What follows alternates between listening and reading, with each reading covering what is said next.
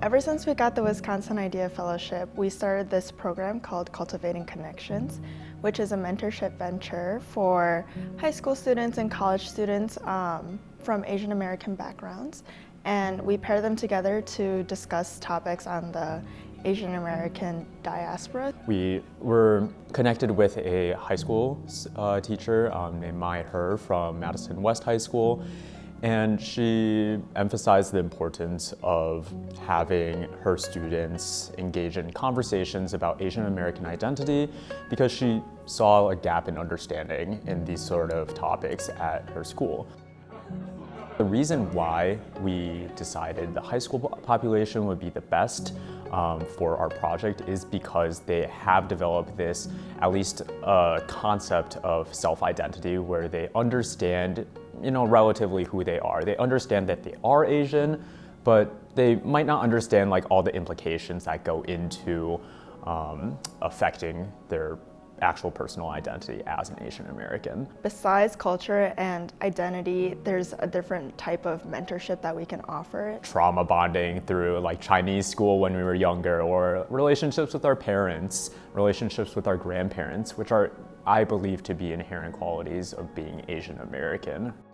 Inclusivity is the core principle of our program, and we want everyone to feel like they have a place that they belong in, even if it is with someone older than them. At the beginning of our project, we envisioned this as a formal education program, right? Because our community partner expressed an interest in talking about these more difficult concepts. However, through the project planning process, we identified the problem of, what if these students don't want to engage in these conversations? What can we do to make them feel more comfortable?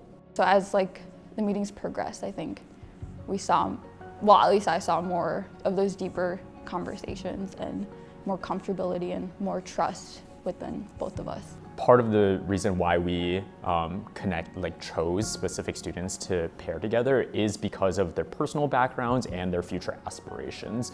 We hope that through these similar qualities, they would develop a sense of trust, a sense of comfort, so that they could engage in these conversations. The real gem of this project was being able to delve into things that were outside of the realms of those parameters. It was really cool to be able to connect with someone, even if we were from completely different backgrounds, but in the same cultural background, and that was where we could find common ground. I do serve as a facilitator of that space.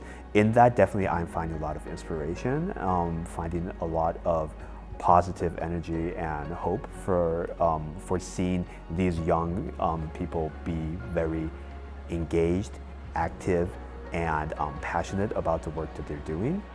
With the topics that we talk about, it could be applied to other minority groups as well, not just Asian Americans. You could apply it to other minority groups, because it's the topics discrimination, stereotypes, and I think it could be applied. So just not even focusing on Asian American, just even broadening it to other POCs. My time at UW-Madison has been filled with opportunities for learning from mentors, whether this be from formal education, in classes with our great professors or TAs, to working in a lab and learning from PI or other mentors.